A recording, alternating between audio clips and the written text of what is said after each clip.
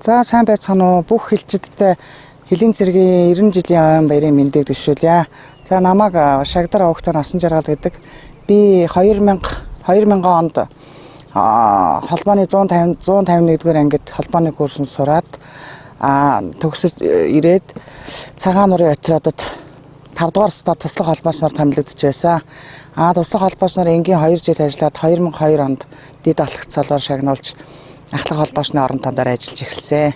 За энэ үеэр бас амьдралынхаа хантай танилцаад Бөхмөрний ставт хоёулаа амьдралын ихээр шилжиж суурьсан. Бөхмөрний ставт 2002-оос 2007 оны хугацаанд 5 жилийн хугацаанд ахлах холбооч нар ажилласан. За энэ хугацаанд ажиллахад бол бид нар Хэлийн харуултайгаа R392 гэдэг радио станцаар холбогдоод Хэлийн отрядтайгаа SBX11 гэд Канада станцаар холбогдож холбоо харилцааг зохион байгуулдаг байсан. За дараа 2007 онд бид хоёр Сахарын став руу шилжин ажилласан. За Сахарын ставт 2010 он хүртэл 3 жилийн хугацаатай ажиллаад 2010 онд хайрхны став буюу 4-р став шилжиж ажилласан.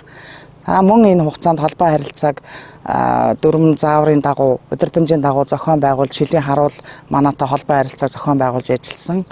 2002 оны үед намайг одоо Увсын хотод шилжиж ирж байхад Америкийн Харрис станц дөнгөж ашиглалтанд орж эхэлж исэн. Энэ станцыг тавьснараа бол холбоо харилцааг улам сайжруулж Хэлийн харуул буюу бүр манайтай отряд ставаас тодорхой маш сайн холбоо харилцаа орж мэдээллийг хурдан шуурхаад амжуулах үйл ажиллагаа сайжирч ер нь бол тэгэл тэрнээс хойш бол холбоо харилцаа маш сайжирсан. Дараа нь Хэлийн ставт бид нар байж ах хугацаанд Харрисын компьютер одоо онлайнаар мэдээ өгөлцөж авалцах ийм ажил бас шийдвэрлэдэг гэж бидний ажил маш хөнгөвчилж бид холбоо харилцааг саадгүй зохион байгуулдаг болсон. За мөн тэгээд 2010 онд 4-р ставт ажиллаж байгаад 12 онд бид тэр отрядын төвд шилжиж ороход отрядын төв телеграмын харилцаанд шилжижсэн байсан. Телеграфын харилцаанд телеграфыг бид нар нөгөө морзоор мэдээгээ өгж авалцдаг. Тийм харилцаанд шилжижсэн байсан. Бас тэгээд мөн яг эзэмссэн мэргэжлийнхаа дагуу телеграфын холбоогоор одоо харилцаа мэдээг өгөлцөж авалцж хахад бас айгүй мэргэжлээрээ бахархаж исэн.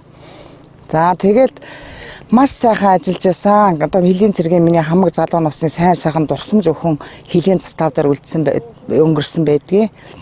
Тэгээд энэ хугацаанд ажиллах хугацаанд байгууллагын авраг мөн он сэлчин хичнээн алдарныг 2-3 дугаар зэргийн одон Монголын залуучуудын холбооны алтан медаль гэх зэрэг шагналуудаар шагнагдж байсан бол миний хамт олонны одоо дэмжлэг гэж би боддог. Тэгээд бид нар энэ хугацаанд би ажиллахдаа олон сайхан дарга нартай хамтран ажиллаж байсан. Дэд турандаа цэвэн дарга маань намайг Увсын отрядад шилжиж ирэхэд намайг хүлээж авч ирсэн. Дараа нь Лувсан цэрэн дарга, дараа нь Бат Эрдэнэ даргын удирдлагын доор ажиллаж байгаад би цэргийн тэтгэврт гарсан. За тэгээд энд ашрамд хэлэхэд бол ангийн удирдлагууд болон тухайн үед ажиллаж байсан хэлчид мөн энгийн ажилчид одоо ажиллаж байгаа залуу хэлчидтэй бас цаашдын ажил хөдөлмөрт өндөр амжилт хүсэж Хэлийн цэргийн 90 жилийн ойн баярын мэндийг дэвшүүлье.